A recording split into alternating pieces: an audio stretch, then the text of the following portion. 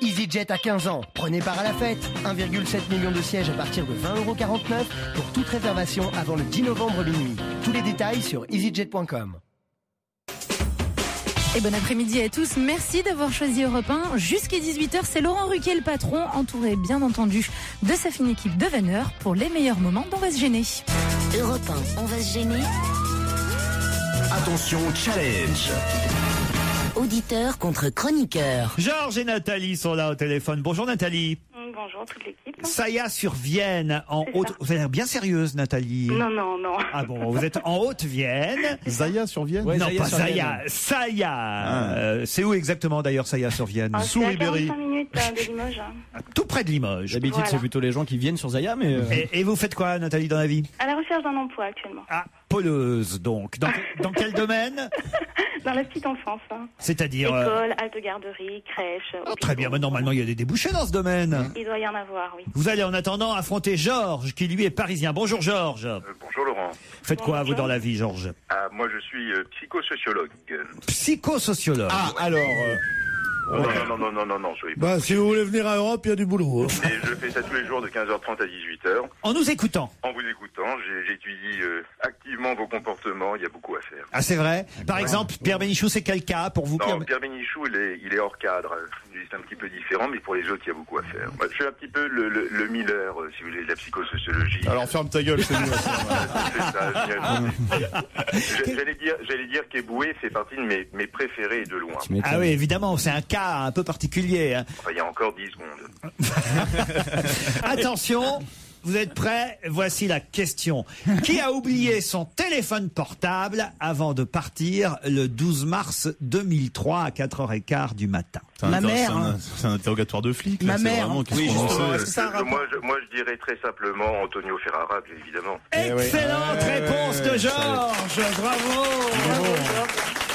Oh oui, alors là, c'est trop, quoi. C'est trop. Qu'est-ce qu'il y a, Pierre? Bah, c'est une leçon à nous tous. Eh oui, d'actualité. Absolument, il dit. Ouais, il a lu les journaux, lui, Georges, contrairement Mais à... du tout, j'ai beaucoup de mémoire, vous pensez. On n'a pas les mêmes valeurs. Le Nino, le petit 1m66, 36 ans, expert en braquage de fourgon blindé, n'est-ce pas? C'est comme Gérard Miller, suffisant, il en rate. Voilà. C'est le même.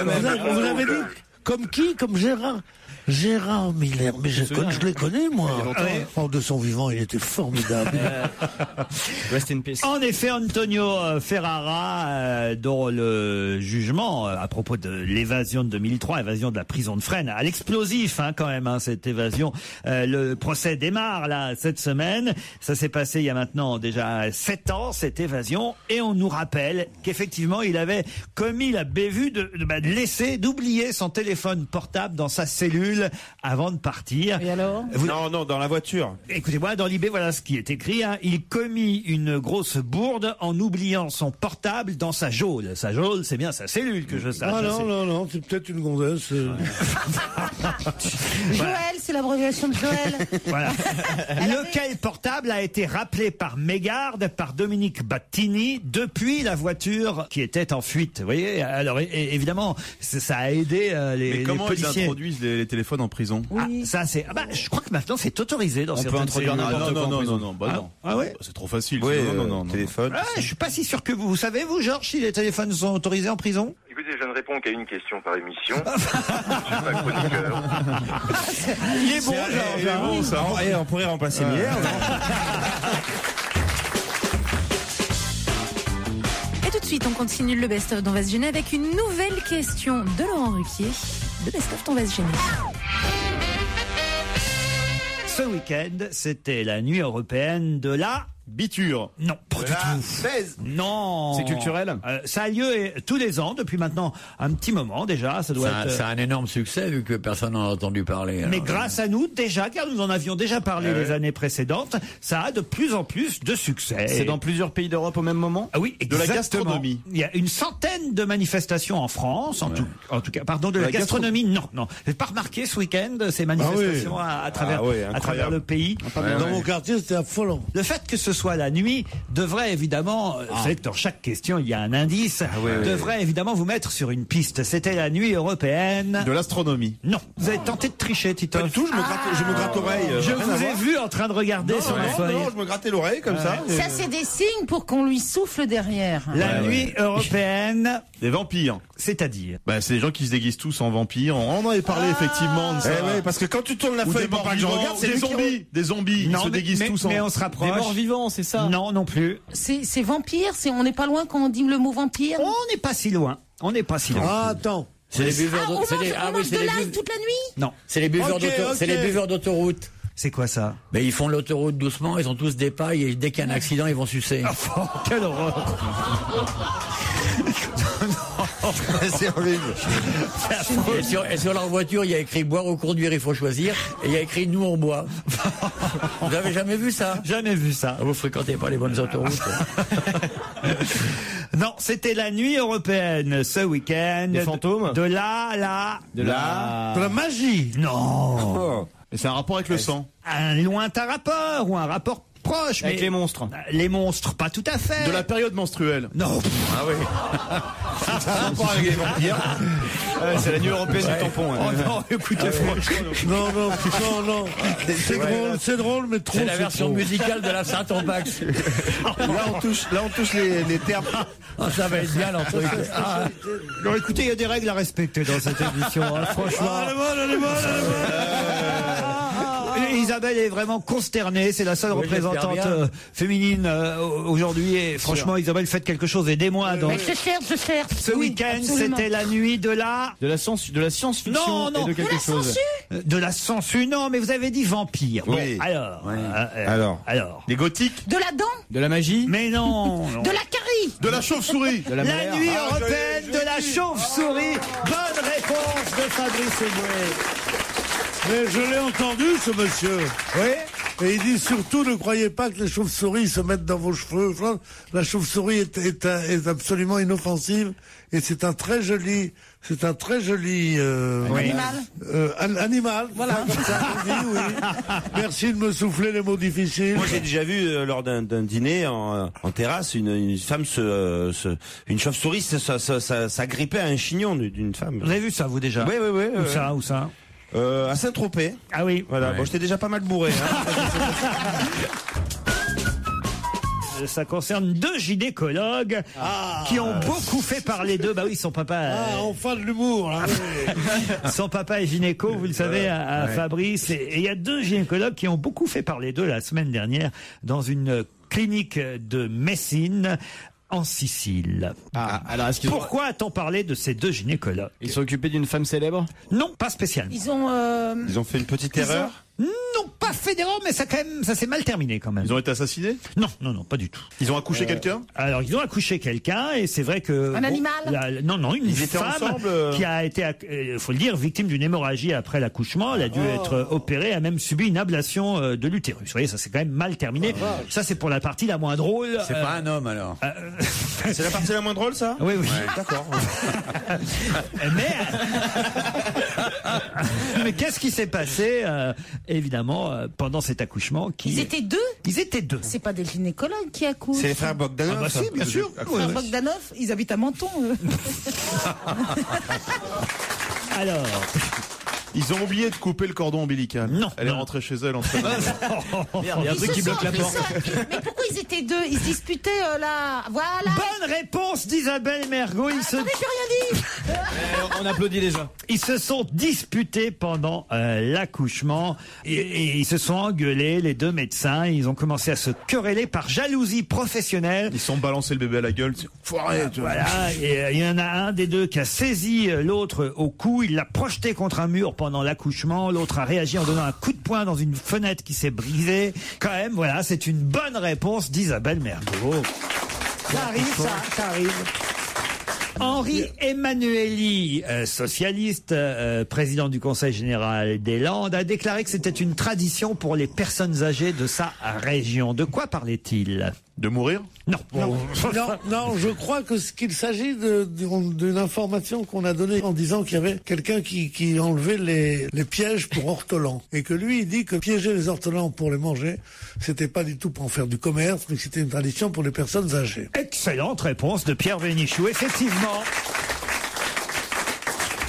C'est Alain Bougrain-Dubourg, évidemment, l'éternel. L'éternel connard. Bon, non, on peut pas dire des oiseaux, c'est... Non, il est beaucoup moins con qu'Arthus Bertrand. Ça c'est sûr.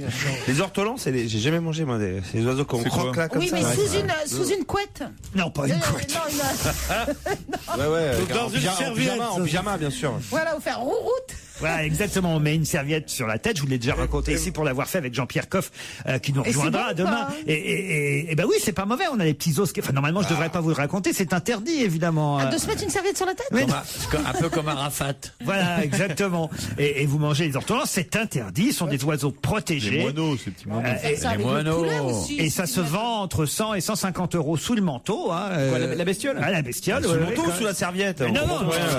On arrête la radio, là. Mais vous savez que ce sont des petits oiseaux, mais qu'on gave, qu'on nourrit. Exactement. Et qu'une fois qu'ils sont plus que graisse, à ce moment-là, on les fait chauffer. On les engraisse pendant un mois dans l'obscurité totale. Et après, on les tue en les noyant dans l'Armagnac. C'est les élevages, alors. Mais moi, ce que je comprends pas, c'est pourquoi est-ce qu'on empêche les personnes âgées de chasser l'ortolan avec des pièges alors que c'est de l'élevage? Je comprends pas votre truc. Il faut d'abord les attraper, les ortolans. Tu les pièges d'abord, tu les engraisses ensuite. Et c'est ce contre quoi Alain Bougrain-Dubourg veut lutter, évidemment. Et voilà pourquoi ce week-end, il a libéré certains ortolans qui étaient enfermés dans les petites cages. Mais il a raison quand on pense que il y a au Pakistan, en Inde et tout, il y a jamais que 15 000 enfants qui meurent, tandis que là, il y a 3 ortolans qu'on a pris dans les Landes. Non, mais un juste combat n'en annule pas un autre. Tu peux pas. Un juste combat n'en annule pas un autre. Tu peux pas raisonner comme ça. Un juste combat n'en annule pas un autre. T'oserais dire ça? Mais oui, non, tu peux pas raisonner comme ça. Non, Pierre, on peut pas raisonner comme ça. Je t'en prie. Tant qu'un enfant mourra, les animaux, je les emmerde. Il y a des gens qui sont en prison pour avoir mangé des ortolans? Non. Toi, qu'est-ce que t'as fait? Moi, les braquages, toi, moi, j'ai mangé des ortolans. Et l'ortefeu, ça se chasse ou pas?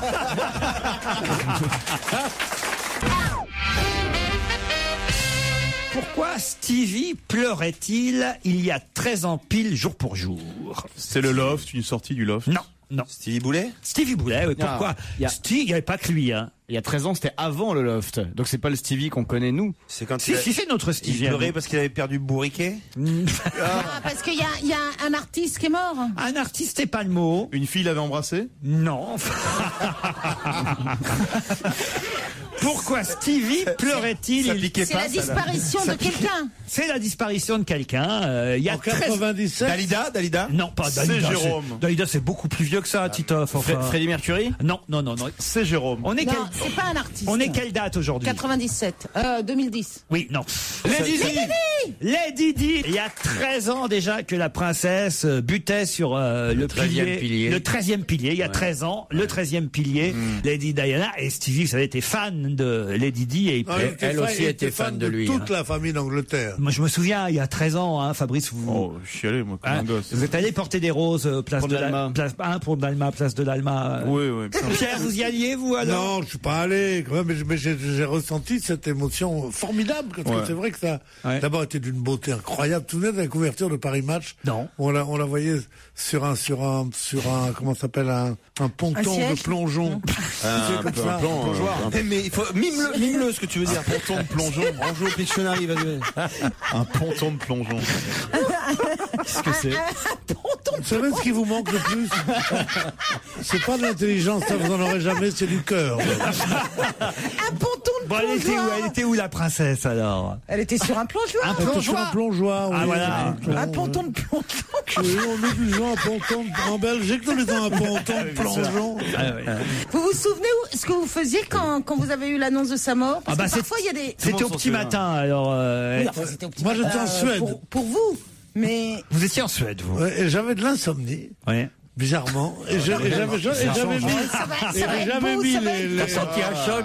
Et j'avais trouvé, parce que moi j'ai le mal de Paris dès que je pars un peu loin, et j'avais trouvé avec 1000 gens avec T'étais sur une petite table avec un dossier derrière. Comment ça s'appelle déjà? Une chaise. J'avais trouvé France Info. Et alors là, je mets France Info, tout d'un coup j'entends ça. Je pousse un cri. Et mon copain Patrice, c'est qui j'étais.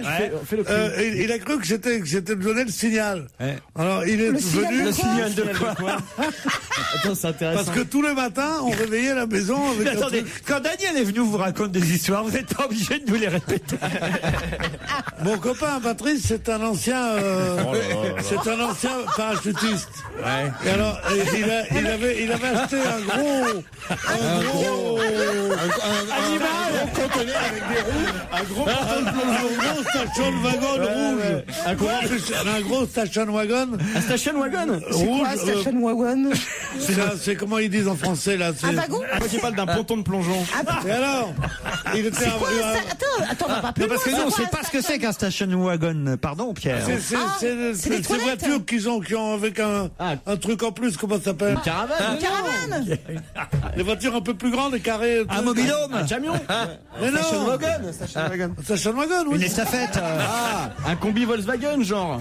Pas un combi. Comme Darty, quoi. C'est ça? Il y a les voitures et on fait en plus la voiture après qui est un peu plus grande. La mobilette. Le bus. La mobilette. Un avion. Un monospace. Une 5 places. Est-ce que ça va sur l'eau ou pas? Est-ce que ça va sur l'eau? Ah non. C'est peut-être le bateau. Mobil-homme. Non, mais non, c'est une. Un peu comme en dessous de la camionnette. Un tracteur utilitaire. Et j'adore ton jeu, Pierre. Dessine-le, tiens. Et il aime pas les comiques gestuels. Non, il avait mis. Alors, comme il est ancien parachutiste. Patrice, le parachutiste, qui était en Suède avec Pierre pendant que Lady Diana mourait. Alors, quand il m'entend crier, il prend le fusil. Il prend le station wagon et il vient. Et il met, comme tous les matins, pour réveiller la maison. France Info. Non, il met un disque. Il croyait que je l'appelais pour qu'il le fasse. Il met le disque qu'il a dans la voiture. Qui était, tiens, voilà du boudin. Voilà, tous les matins, on réveillait toute la maison. Oh là là, qu'est-ce que vous éclatez la gueule en vacances, putain. Pour les Belges, il n'y en a plus. Ce sont des tireurs au cul. Tiens, voilà du boudin. Et alors? Alors, on a fait ça. Alors, les gens se sont levés. Ils disent, vous faites chier. D'habitude, vous le faites qu'à 8h du matin. Il est 5h maintenant et tout. Vous êtes réveillés pour ça. Et moi, je dis, mais non. Je pouvais pas parler tellement j'étais ému. J'ai dit, elle est morte. Il dit, qui, maman? Il dit, non. Les Didi. Alors, lui. Tiens, voilà du boudin derrière, quoi. C'est ça? Voilà du boudin. Voilà, vous me demandez où j'étais. Moi, je me souviens où j'étais. Qu'est-ce qui a posé cette question à la Tiens, con? voilà du boudin, je me souviens. Moi, parce qu'il y a des événements comme ça, moi je me souviens très bien, j'étais dans la salle de bain. Moi, sur les Didi, je m'en souviens, j'étais sur une moto derrière une Mercedes. À faire le con avec. Et moi, je conduisais une Fiat Uno. On va se gêner sur Europe 1. Le best-of.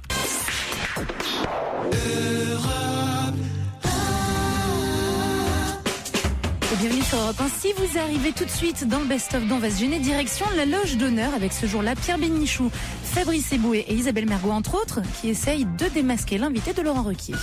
Europe 1, on va se gêner. Mais qui se cache aujourd'hui dans la loge d'honneur? Et oui, qui est caché dans la loge d'honneur? Isabelle Mergo adore jouer. Non, c'est vrai, elle s'interroge. Elle se dit, évidemment. Qui sait? Évidemment, sa voix va être déformée. Sinon, ce serait trop facile. Vérifions d'ailleurs si la voix est bien déformée. Bonjour, invité. Bonjour. Bonjour, vous allez bien? Vous êtes bien installé? Ouais, tout va bien. Tout va bien. Alors, méfiez-vous d'eux parce que d'abord, ils sont assez difficiles à gérer là, tous autour de la table, mais en plus ils sont malins. Alors, ils vont vous poser des tas de questions auxquelles il faudra répondre de façon vraiment la plus simple qu'il soit, c'est-à-dire oui ou non. Alors, est-ce que vous êtes une femme? Non. Est-ce que vous êtes plutôt satisfait de votre carrière? Oui. C'est une bonne question de Fabrice Eboué. Ouais. Oui, bravo Fabrice. Vous êtes quelqu'un qu'on reconnaît dans la rue? Oui. Je pense que vous êtes sportif. Oui. Vous avez besoin d'un maillot de bain pour exercer votre sport? Oui. Est-ce que vous êtes bel homme. Certains le disent. Certains le disent. On le dit, c'est même pas certain. On pose des questions continuez à poser des Est-ce que questions. vous Là, exercez c'est vrai votre- qu'on est allé assez rapidement. je Très dois très dire. rapidement, Ah oui. est-ce que vous exercez votre sport à Marseille? Oui. Ah, c'est un sport collectif. Ouais, t'as raison. Qui est con. Bien sûr, c'est du Il vient de se réveiller. Plus personne pose Attendez, des ne questions. dites rien. Il y a plus Pierre qui pose des questions. Pierre Vas-y, s'était Pierre. endormi 2 minutes. sport collectif. Allez-y, Pierre. On laisse tous les autres ont trouvé. Enfin, encore que, il y a plusieurs Ah, moi, possibilités. j'ai pas hein. trouvé du tout. Il y a plusieurs possibilités plusieurs pour possibilités. l'instant. Alors attention, vous n'avez pas encore le nom de notre invité, mais laissons Pierre chercher et amusons-nous un peu. Si c'est pour être la tête de Turc ici, Mais ça m'intéresse non, pas. mais non. Pierre, non, j'en ai Pierre. marre. Tu sais, je te peux vous foutre ma démission comme rien. hein. On en a parlé toute la Vous semaine verrez après, dernière. alors. Pierre, on en a parlé toute la semaine C'est un dernière. nageur. Toute la semaine dernière. Bien sûr, c'est un sport collectif, Remarquez, c'est vrai, il a raison. Et vous, dites-moi, quand vous allez au marché, vous pouvez pas emporter ce avec quoi vous faites votre métier. Je parle de votre panier. Ah, il croit que c'est du basket. Il y a ce con, il arrête pas de me faire des gestes, il me dit basket, après il dit tennis. Ça me fait trop rire. Bon, mais non, écoutez, on a avancé quand même. Vous savez que notre invité est un nageur, qu'il s'entraîne effectivement à Marseille. Ah bah oui, un nageur, water polo. Alors, ça laisse quand même quelques possibilités. Il faut me poser d'autres questions pour préciser maintenant l'identité de notre invité. C'est le dos crawlé, votre spécialité? Le dos crawlé. Oui. Non bah attends, quoi, je vais D'accord. toutes les Le faire. dos, Il y a oui. papillon, brasse, nage indienne ou le petit chien. Vous êtes champion de dos crawlé? Oui, c'est ça. Est-ce que vous avez des records du monde? Camille. Oui. Alors C'est le prénom. attention. Est-ce que vous avez les yeux bleus? Oui. Est-ce que vous et moi, on a à peu près foutu pareil? Ah oui, on dirait, tu ressembles un peu à son mini-mi, tu sais. C'est ça. C'est la version pour enfants. Alors on y va à 3, on y va pour le nom. 1, 2, 3. Camille Lacour. Camille Lacour nous rejoint. Ça a été très rapide, alors je dois dire. Isabelle Mergot a mis le doigt sur le sportif et sur la natation très vite. Alors évidemment, après, il en restait quelques-uns parce que vous êtes quand même nombreux. Il n'y a pas que vous, hein. Vous êtes quand même nombreux à vous être illustrés en Hongrie pendant ces derniers championnats d'Europe. Mais c'est vrai que vous êtes celui qu'on connaissait le moins avant l'été et qu'on connaît le plus peut-être maintenant. C'est difficile à gérer? Non, c'est allé tellement vite que je m'en rends même pas vraiment compte. Pour le moment, je passe de plateau télé à plateau radio, donc tout se passe bien. La grosse nouveauté depuis 1er janvier dernier, c'est l'absence de combinaison. Vous avez nagé avec et sans, vous avez connu les deux. Ouais, j'ai connu les deux. Et évidemment, c'est d'autant plus formidable aujourd'hui de pouvoir gagner tous ces records sans la fameuse combinaison. C'est un grand bonheur d'abord, et puis c'est vrai que ça change de la natation. On est retourné aux vraies valeurs de la natation. Mais il fait pas froid dans l'eau sans la combinaison? C'est pas des combinaisons de plongée, les anciennes, donc on flottait un peu plus, on allait un peu plus vite sous l'eau, mais maintenant tout le monde est dans le même.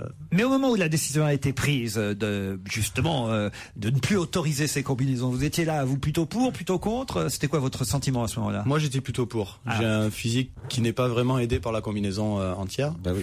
Finalement, les Tu combinaisons. flottes toi déjà sans la combinaison. Ouais, voilà, non, ça a aidé surtout les gabarits lourds, et moi je suis plutôt longiligne, donc ça m'aidait pas On forcément. voit de qui tu parles. Une jolie petite combinaison, ça ne nuit à personne. On voit de qui il parle, hein. Finalement, les combinaisons, c'est comme les capotes, ça glisse mieux, mais c'est moins agréable. Voilà, c'est ça.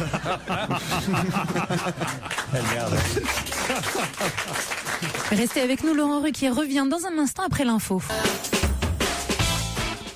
Et bon après-midi à tous sur Europe 1. Jusqu'à 18h, on retrouve donc ensemble les meilleurs moments dont va se gêner Laurent Ruquier et toute sa bande. Et attention mesdames, ne soyez pas jalouses, mais dans ce nouvel extrait, il n'y en a que pour Christine Bravo, la chanceuse ou pas. Christine, vous êtes vraiment la vedette de notre émission aujourd'hui. D'abord parce que vous êtes la seule femme parmi nous, mais en plus, on a un auditeur qui s'appelle Arnaud et qui voudrait vous rendre hommage. Vous êtes là, Arnaud? Oui. Bonjour tout le monde. Vous avez, je crois, écrit un poème pour Christine. Oula. Voilà. Mais je suis un peu pris au dépourvu parce que je sais. Vous êtes non-voyant, Arnaud? Il est lourdement handicapé, je crois. Est-ce que vous pouvez nous lire votre poème? Ah ben, écoutez, avec plaisir. Alors, ça s'appelle Christine. Alors, il faut quand même préciser que vous l'avez écrit et vous le dites après avoir dévoré son livre Foudre. Voilà, je suis un peu resté dans la même ligne littéraire, hein, donc. Ça Comment s'appelle le poème? Christine. Comment s'appelle le poème pour Christine? Christine. Voilà, c'est Christine. Ça va faire des bonnes rimes, ça. Hein. Christine, c'est le titre du poème. Voilà, première strophe. Hein. Oh là, il y en a combien? Il y en a 65. À mon avis, ça va suffire. Allez, première strophe, premier vers. Christine, je voudrais te dire je t'aime dans le creux de ton oreille, mais avec ta frange, tu ne m'entendrais pas. Christine, je voudrais te dire je t'aime par mail. Allez, laissez-moi finir. Juste, normalement, on n'aurait pas dû te laisser commencer. Il faut des rimes, non? Un poème, normalement, il faut que ça rime, non? Christine, je voudrais te dire je t'aime à la radio, mais tu rigoles aux blagues de Kersozon. Christine, je voudrais te dire je t'aime dans une voiture, mais tu n'aimes que les camions. Christine, je voudrais te dire je t'aime quand je fais pipi dans la neige, mais ton prénom est trop long. Vous avez fait un joli poème d'amour pour Christine, bravo. Vous aimez Christine et précisons que vous êtes belge. Et elle ne le vous rend pas. Ça ne s'entendait pas du tout, je pense. Hein. Non, au son non, mais à l'analyse, oui. Le succès, je tiens encore à dire que le site internet que j'ai consacré à Joujou est toujours ouvert. Hein. Ah, vous je laisse la fréquente. Comme je suis ton fan numéro 1 en Belgique, c'est www.vivremagrécesdifférences.be. Oh, le site de détraqué. Oh, le pays, la Belgique. C'est bien. Allez, les Français, je vous fais plein de gros bisous. À bientôt. C'est un multirécidiviste. On vous embrasse et on vous remercie, Arnaud. Ça donne vraiment envie de léguer les wallons aux flamands. Hein. Ah tiens, j'ai des devinettes envoyées par les auditeurs. Comment appelle-t-on une personne sans bras? Un manchot. Comment appelle-t-on une personne sans jambes? Un cul-de-jatte. Parfait. Comment appelle-t-on une personne avec une bosse dans le dos? Un bossu. Comment appelle-t-on une personne sans jambes, sans bras, avec une bosse dans le dos? Un mec dans la merde. Non, une madeleine. C'est pas mal. C'est pas mal. Celle-là, je ne la connaissais pas. Vous me direz si vous la connaissiez. C'est Jean-Marie qui nous l'envoie. On va nous sortir une merde encore. Ce sont les 7 nains qui vont au Vatican. Vous connaissez ça? Non. Alors, les 7 nains vont au Vatican et comme c'est quand même les 7 nains, ben, évidemment, on les laisse rencontrer le pape Benoît XVI en personne. Et c'est Grincheux qui est désigné porte-parole du groupe. Grincheux, mon fils, dit le pape, que puis-je faire pour toi? Grincheux demande, excusez-moi, votre honneur, mais est-ce qu'il y a des bonnes sœurs naines à Rome? Le pape est surpris par cette question étrange, réfléchit un instant et répond non, Grincheux, il n'y a pas de bonnes sœurs naines à Rome. À ce moment, on entend quelques nains qui ricanent doucement. Grincheux se retourne et son regard cinglant les ramène au silence. Il se tourne à nouveau vers le pape et lui dit alors dites-moi, votre excellence, y a-t-il des bonnes sœurs naines en Europe? Le pape, perplexe, réfléchit à nouveau et dit non, Grincheux, il n'y a pas de bonne sœur naine en Europe non plus. Cette fois, les autres nains se mettent à rire bien fort. À nouveau, Grincheux les réduit au silence, se retourne vers le pape et dit monsieur le pape, y a-t-il au moins une bonne sœur naine quelque part sur Terre? Monsieur le pape. Monsieur le pape. Il parle comme ça, Grincheux. Il est pieds noirs. Le pape est désarçonné par cette question et répond je suis désolé, mon fils, il n'existe pas une seule bonne sœur naine sur toute la Terre. Et là, les autres nains éclatent de rire, se roulent par terre, les larmes de l'hilarité leur montent aux yeux et ils commencent à chanter Grincheux a baisé un pingouin, Grincheux a baisé un pingouin. On va se gêner sur Europe 1, le best-of. Laurent Ruquier et toute sa bande. Et bon après-midi avec Europe 1, tous les jours de la semaine, Laurent Ruquier et sa bande vous font rire et vous pouvez d'ailleurs venir assister à l'émission en vous inscrivant au 39 21. D'ici là, en ce jour férié, on continue les meilleurs moments d'On va se gêner. Attention, bientôt sur les billets de 200 couronnes, ça équivaut à peu près à 20 € qui vont entrer en circulation en Suède. On verra peut-être Pippi Langström. Mais qui est Pippi Langström? Ah, mais ça je sais, c'est le mec... une héroïne de conte, Pippi Langström. C'était une petite fille avec des cheveux rouges, avec des couettes. Et qu'on connaît mieux sous le nom de Fifi Brin d'Acier. Bonne réponse de Florian Gazan. Ah oui, moi aussi, je suis parisien, Jérôme. Ben ça c'est dans l'Express que j'ai trouvé cette information. C'est Monsieur Vorp qui me l'a refilé. Et moi j'aimais bien regarder Fifi Brin d'Acier. C'est le genre de nana qui te plaît. Ah, Fifi Brin d'Acier, elle avait les On aurait dit Annie Cordy avec la progéria. Non, il y avait un Exactement. côté Benoît Brisefer pour filles, qui ça était super forte. Exactement. Elle pouvait porter les vaches et tout. C'est Vous vachement semblez bien. ne pas connaître Fifi Brin d'Acier, Pas du tout. Jean-Pierre. Et Non, vous pas non du plus, tout. Olivier. J'ai l'impression que vous n'avez pas eu d'enfance, finalement. Non, ils sont nés à 40 ans. Si, ils ont une enfance, mais mais sans sans. avoir de vieillesse, ça continue. Mais non, mais à chaque fois que je parle d'un petit personnage qui a marqué notre enfance, Fifi Brin d'Acier, Pifou. Malheureusement, j'aimerais pas avoir le cerveau encombré de tous ces déchets. Ah non, là, mais que- Pifou, je t'imagine au Havre en train de dire Pifou. Bah, pas Globe. Florian, vous connaissez Bah oui, vous aussi. Pifou, Globe, Pifou, Globe, Globe, Globe. Globe, pas Globe, pas Globe. C'est normal. Florian, c'est 10 pas pareil, on centimes, a le l'impression petit qu'il est pas sorti de l'enfance. C'est pas la même chose. Donnez-moi un ou deux noms. Placide et Museau. Placide et Museau. Un ou deux noms, Olivier, au moins, qui ont bercé votre jeunesse. Des... Alors, moi, je suis né en 44, donc Hitler, Mussolini.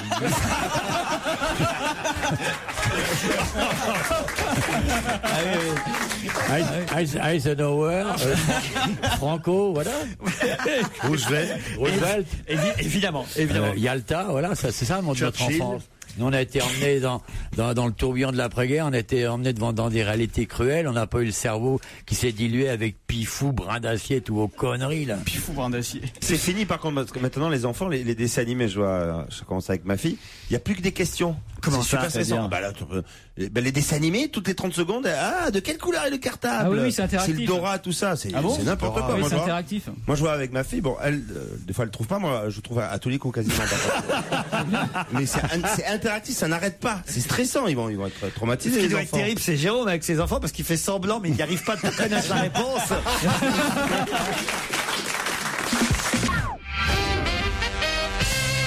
Vous avez vu d'ailleurs que Mme Bachelot va finalement sûrement autoriser ceux qui sont nés par fécondation in vitro Oui, de retrouver les donneurs. C'est-à-dire Et que de retrouver leur tube aussi.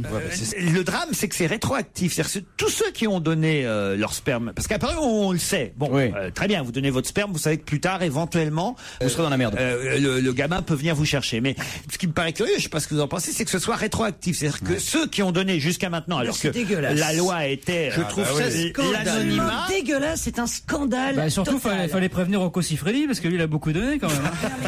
C'est vrai. Que ça commence maintenant et que les gens qui donnent soient avertis de cela.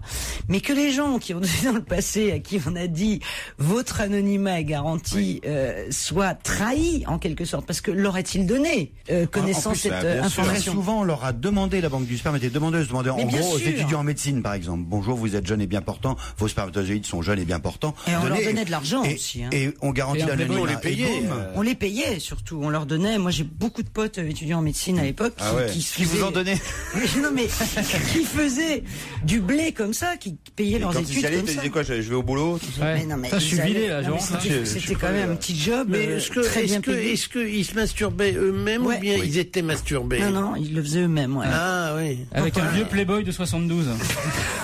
Exact. Tu sais, après, donc, Pourquoi c'est pas bien de parler de Pierre Bénichou comme ça?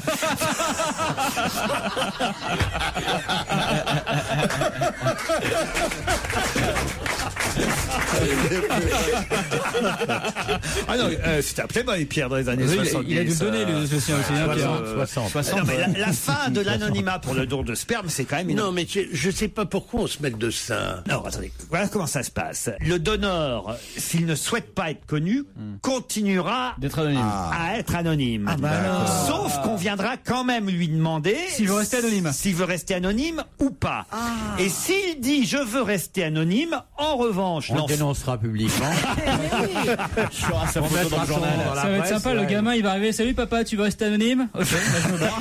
Non, on ne donnera pas le nom du donneur s'il ne le souhaite pas. Ça, c'est quand même important de le dire. tout va bien, alors. Mais en revanche, on donnera sa photo. Non, on donnera quand même au demandeur d'informations, donc l'enfant qui n'est plus un enfant, parce que quand on fait les recherches, généralement, on est déjà devenu au minimum adolescent.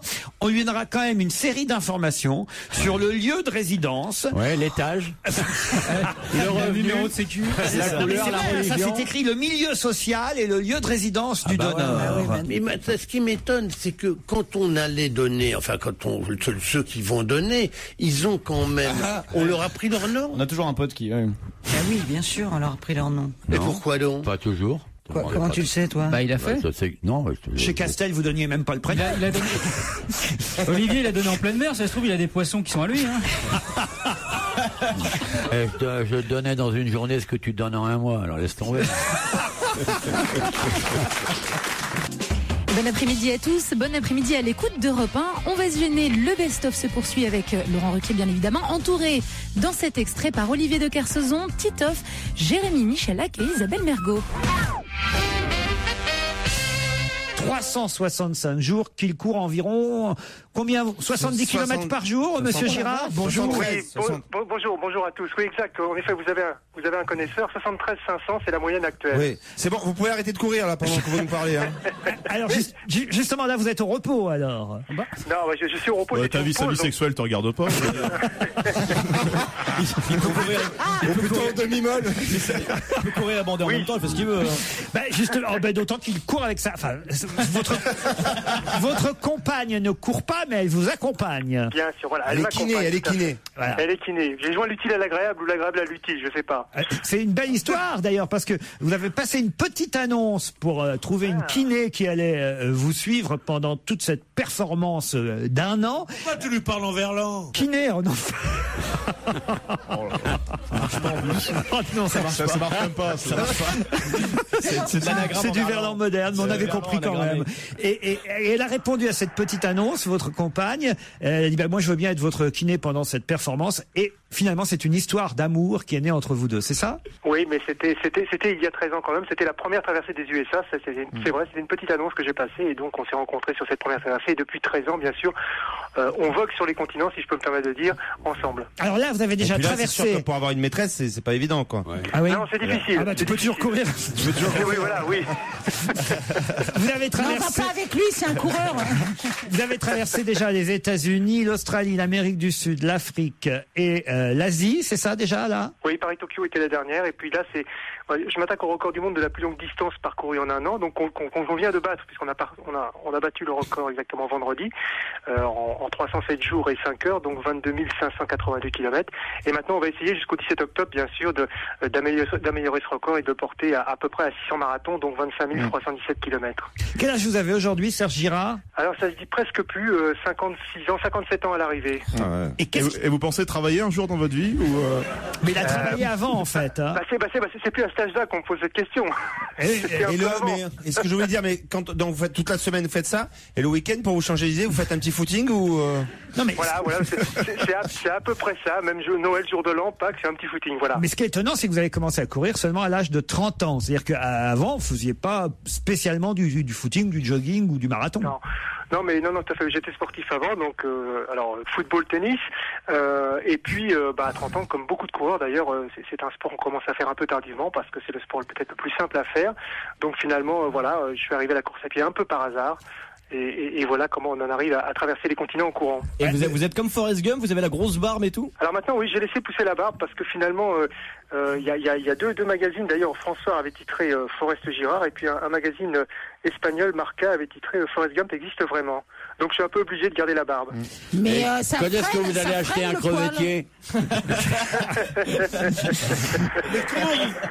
Isabelle a une question pour vous. Ça freine le poil, non? Le poil, ça freine. Non, parce que j'ai pas une barbe très longue. Et puis regarde, Ben Laden, il court toujours. Hein. Joli. De toute façon. Et vous usez combien de chaussures? Ça, c'est intéressant. Alors, tout à fait. Alors donc, là, vous voyez, je numérote mes chaussures. Je regarde là en ce moment, c'est la paire numéro 25. Et je pense finir avec, à mon avis, le numéro 33. Donc, il y aura à peu près 33 paires de chaussures. Et tes pieds font de la lune. Vous savez, c'est tous les 800 km, donc je change comme tous les coureurs, mais moi je change tous les 10 jours à peu près. Eh oui, évidemment. 70 km par jour à peu près, depuis presque alors, comment un an. Vous faites pour transporter vos chaussures? Parce que quand vous êtes dans le fin fond du Nebraska, vous n'êtes pas sûr de trouver la paire de chaussures que vous voulez. Exactement, et c'est là qu'intervient toute l'intendance, et on n'en parle pas beaucoup, mais c'est toute l'équipe qui est autour de moi, donc bien sûr avec 2 véhicules. Il faut savoir la changer, la paire de chaussures, avec le prix et tout, moi je sais pas. Non, mais je peux vous donner quelques conseils. Avec vous, enfin Pierre, votre question était très con, il y a une voiture qui le suit avec les chaussures à l'intérieur. Il y a une voiture qui le suit, il y a sa femme qui est kiné. Bah oui, tu crois pas que sa femme elle court aussi? Sinon elle est kiné, sinon elle aussi lui faut un kiné à sa femme. C'est une histoire sans fin si tout le monde court. J'en ai entendu des questions idiotes. Je croyais qu'il était solitaire, vraiment. Mais sur le Tour de France, comment ils font Mais sur comment être solitaire? Mais tu peux pas être solitaire comme ça. Mais c'est comme les coureurs de Formule 1, tu crois pas qu'ils sont sur la route avec leur Formule 1? Même ils vont pas travailler avec la Formule 1. Même Forrest Gump, il aurait pas posé une Faut bien question. qu'il y ait quelqu'un pour vérifier qu'il fait son tour, sinon il reste chez lui et puis il dit. Voilà. Moi, je te jure qu'au bout de 800 mètres, je monterai dans la camionnette. Oui, c'est vrai qu'il peut tricher, après tout, vous pouvez tricher. Non, bah non, il y a des gens qui surveillent ça, puisque Non, mais c'est un sport. il y a même autre chose. Si vous allez directement sur le site, vous savez, j'ai une balise avec moi et vous pouvez voir exactement où je suis. Là, je suis justement à la frontière entre l'Angleterre et l'Écosse. Pas c'est une valise, c'est une valise. La valise en carton, bien sûr. La valise en carton. J'espère qu'elle a des roues, moi. Et il y a combien dans la valise? Ah, justement, j'attends de repasser au Luxembourg. C'est un peu ça. Qu'est-ce que vous pensez de la performance d'un autre garçon, alors évidemment qui n'est pas du tout athlète comme vous, mais quand même qui est un sportif incroyable. On en parle aussi dans la presse ce week-end. C'est Philippe Croison qui lui est un garçon handicapé qui n'a plus de membres ni supérieurs ni inférieurs, c'est-à-dire sans bras et sans non. Non, le problème c'est de s'appeler Croison quand t'as plus de bras. C'est vachement. Oh non. Ça fait mal. Mais non, mais c'est non, parce que là je voulais pas saluer sa performance. Bien sûr. Alors. Il vient de faire 27 km en 12 heures, alors qu'il a plus de bras et plus de jambes non plus, plus aucun bras de chocolat non plus. Non, écoutez, c'est pas bien. Ils l'ont sorti de l'eau avec un hameçon, tu sais, pour le remonter. Il est marrant ce verre de terre. Non, écoutez, j'essaie d'être sérieux dans cette émission. Aidez-moi, Serge Girard. Mais non, mais vous pouvez pas être sérieux avec des chroniqueurs comme ça. C'est impossible. Tu nous racontes que des trucs poilants, c'est. Il a fait un aller-retour à la nage entre Noirmoutier. À la nage? Oui, à la nage, monsieur. À la nage. Il nage mieux que vous, justement. C'est ça qui est formidable. Sauf le papillon. Ah oui. Il ressemblait. C'est la brasse coulée. On le prendra au téléphone dans cette émission parce que non. Au téléphone, mais qui va décrocher? Ah non, mais c'est pas possible. Ah, c'est monstrueux. Ça va sonner. Merde. Non mais moi je démissionne. Hein. Si on part comme ça sur cette saison, alors non, s'il n'y a plus de limite, il n'y a plus de limite. Alors là, ah non. Mais en plus de ça, il veut traverser la Manche. Ah, mais enfin. Alors il veut. Petite main libre, écoute. Alors il veut effectivement. Il veut traverser la Manche. Ah oui, mais sans bras, c'est compliqué. Ce qu'il veut surtout, c'est prendre son pied, ce salaud. Arrêtez. On aura. Je suis sûr qu'il d'ailleurs ça le fait rire ce genre de plaisanterie parce que. Il va vite. On lui met des palmes. Oui, il a des palmes. Exactement. Bravo. Il a des prothèses fixées à ses moignons de jambes.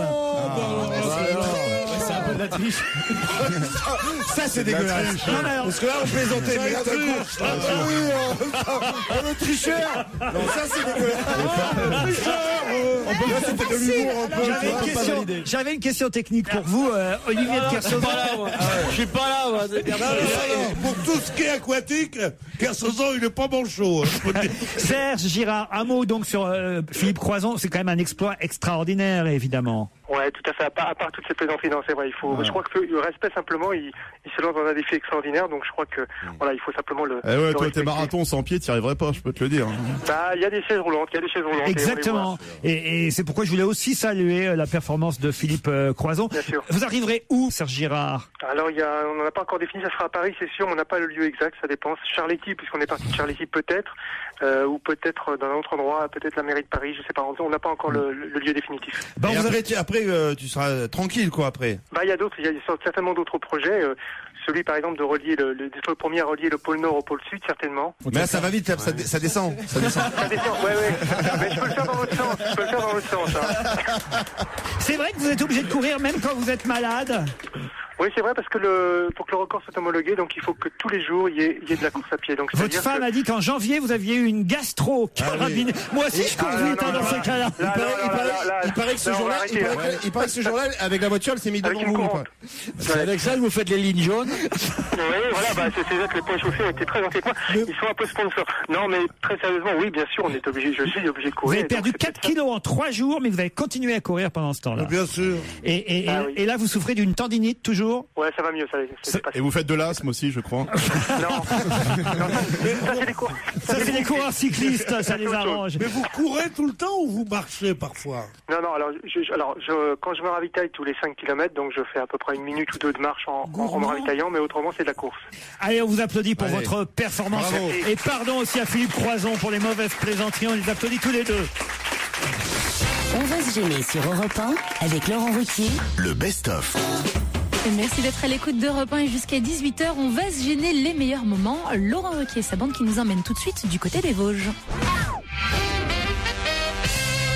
Je vous emmène à Cheny-Ménil, dans les Vosges. Sympa. Il y a eu un incendie à Cheny-Ménil. Vous me direz, bon, jusque-là, rien d'original. Bah si je vous en parle, c'est que cet incendie est assez original. Pour quelle raison nous parle-t-on dans la presse d'un incendie qui a eu lieu à Cheny-Ménil, dans les Vosges? C'est chez quelqu'un de connu? Non. Dans la forêt? C'est un chenil, il y avait des chiens qui ont été brûlés. Cheny-Ménil. C'est la ville. C'est un chenil. Il aurait fait des hot dogs. Non, c'est que le feu a eu une cause qui n'est pas une cause habituelle d'incendie. À l'origine de l'incendie reste indéterminée, comme on dit dans ces cas-là chez les journalistes. C'est quelqu'un qui a mis le feu, naturellement. Non, on ne sait pas comment le feu est venu. On s'en fout. C'est plutôt. C'est quelque C'est le chose qui a bâtiment. brûlé. C'est plutôt où le feu a eu lieu et ce qui a brûlé qui est intéressant. La caserne de pompiers? La caserne des pompiers. Bonne réponse de Jérémy Michalak. Qu'il est fort. Un incendie s'est déclaré samedi soir à la caserne des pompiers. 3 véhicules de secours ont été brûlés et le toit abritant la caserne s'est effondré. Aucun pompier ne se trouvait dans la caserne au moment du sinistre. L'origine de l'incendie reste indéterminée. Qu'est-ce qui vous fait marrer? C'est bien exactement le genre de truc. Tu mets ça dans un scénario et le producteur, tu dis quelle mauvaise idée. Mettre un incendie dans la caserne des pompiers, tout le monde s'y attend.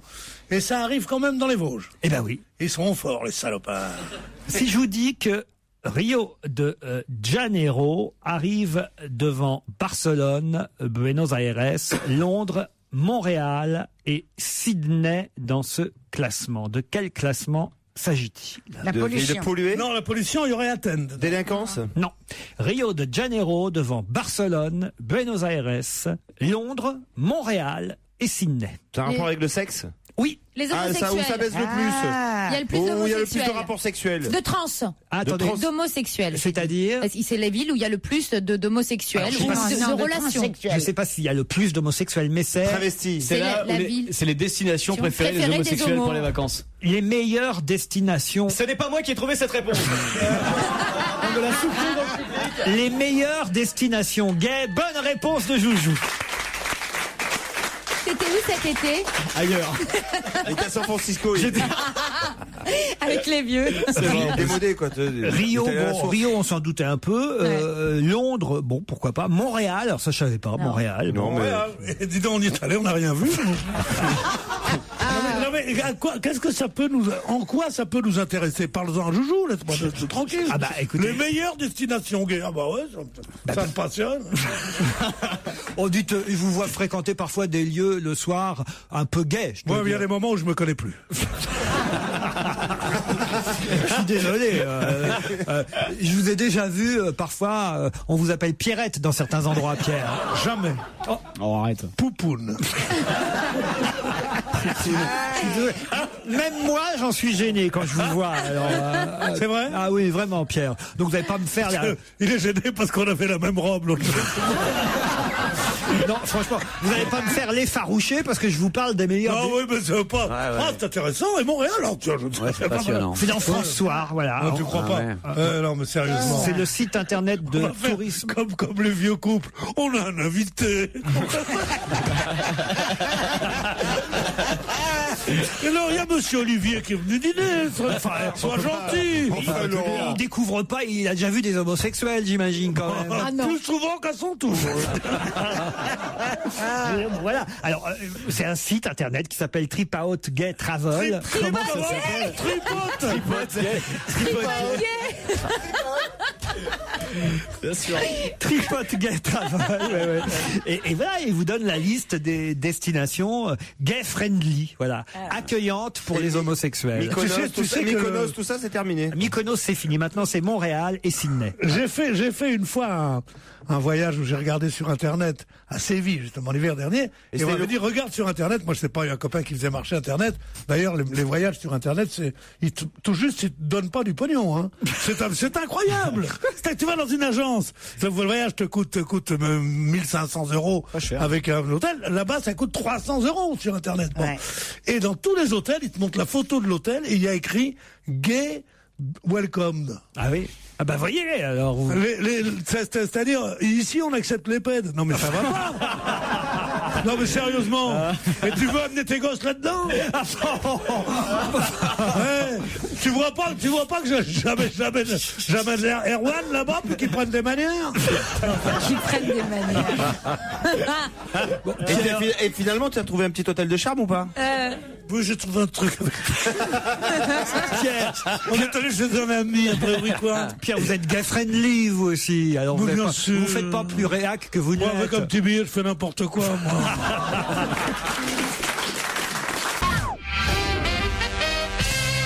Il faut dire que tout le monde n'est pas au courant de la sortie de cet album coffret de Charlotte Julien. Vous savez, cette chanteuse qui chantait. Qu'est-ce qu'elle chantait déjà, Charlotte Julien? Allez hop, tout le monde à la campagne. Tellement de trucs, bien sûr. Non, elle chantait. Je me rappelle parce que j'avais un de mes équipiers qui se foutait de sa gueule tous les jours et il chantait ça à l'avant du bateau. Je suis une fleur de province. Exactement. Voilà. Alors je sais ça de Charlotte Julien. Je suis une fleur de province. Ouais. J'ai entendu ça chanter au Cap Horn. Ni trop grosse, ni trop mince. Ah ouais, c'est sexy. Allez, on peut vite trouver. Elle était bandante comme une carotte. Comment vous avez dit bandante comme une carotte? Vous trouvez les carottes bandantes? Quand vous avez été privé de légumes pendant longtemps. On rappelle que c'est 5 fruits et légumes par jour minimum. Hein. Alors, donc là, elle ressort un coffret de ses chansons, mais il y a une chanson inédite, un duo. Elle reprend le fameux tube de Dalida et Alain Delon, Paroles et paroles et paroles. Mais qui reprend le rôle d'Alain Delon? Puisqu'elle reprend celui de Dalida, évidemment. C'est un acteur? Non, c'est pas un acteur. Quand il était plus jeune, il a joué parfois dans 2-3 films, au théâtre, mais... C'est pas un chanteur non plus. C'est un écrivain? Non. Mais c'est quoi son boulot? Alors, c'est pas un écrivain, au sens écrivain. C'est un parolier? Et qu'est-ce qu'il fait réellement, en fait? Mais alors, il a publié un nombre incalculable de bouquins qui ont fait d'énormes succès, je dois dire. Ah, je sais qui c'est. Allez-y. C'est, comment ça s'appelle? Closet. François de Closet. Vous voyez François de Closet? Oui, très bien. Et je le verrais bien même s'accoupler avec Julien. Et s'ils font des petits, j'achète 3 bocals pour au moins prendre le quart de la douzaine qu'ils fabriqueraient tous les deux. Oh mais quelle merveille. Je verrais très bien. Ça serait très joli. François de Closet et Charlotte Julien. Ah oui. Il dit des livres qui se vendent beaucoup. Oui, d'accord, mais enfin bon, il y en a d'autres. Je sais pas comment. Quel beau mélange Charlène d'ADN. Julien. Surtout on cherchait dans tes ex en plus, Claude. Donc, Jean d'Ormesson. Jean d'Ormesson, non, on va voyer tu un le vois chanter. Oui. Il est capable. Oui, je le vois tout à fait. Je le vois très bien, moi. Oui. Bah oui. Non, c'est quelqu'un d'un peu plus fantaisiste quand même. Michou. Mais vous allez être surpris quand même qu'il ait dit oui à Charlotte Julien.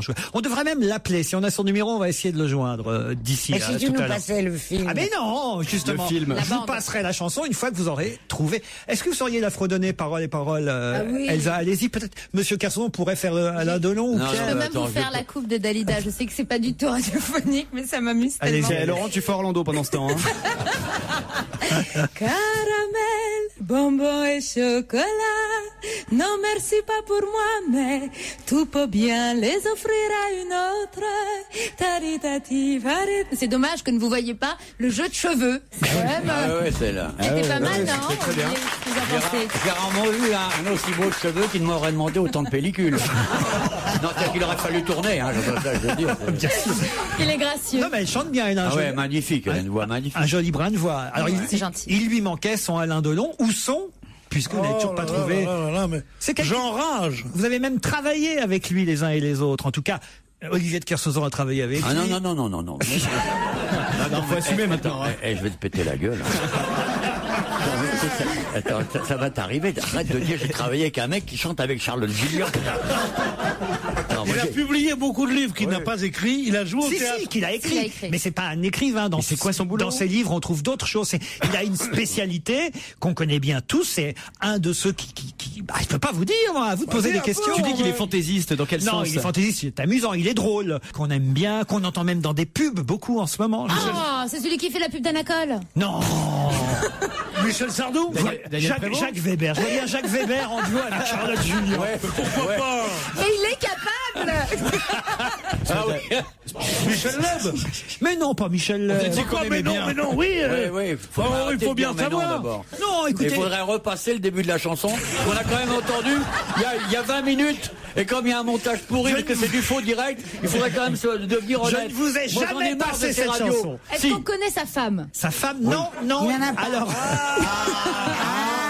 Fallait commencer par me dire. Alors là, ce que t'entends par fantaisiste. Alors écoutez, je le connais bien. Je suis même allé chez lui. Et j'ai encore des doutes. Alors, je sais pas bien. Je crois qu'il a eu des enfants, mais j'ai jamais connu sa femme. Voilà. Michael Jackson. En duo avec Charlotte Julien. Ah oui, la chanson posthume. La dernière bande, ouais. Amanda Lear, mais non. Non, mais oui, ça marchait.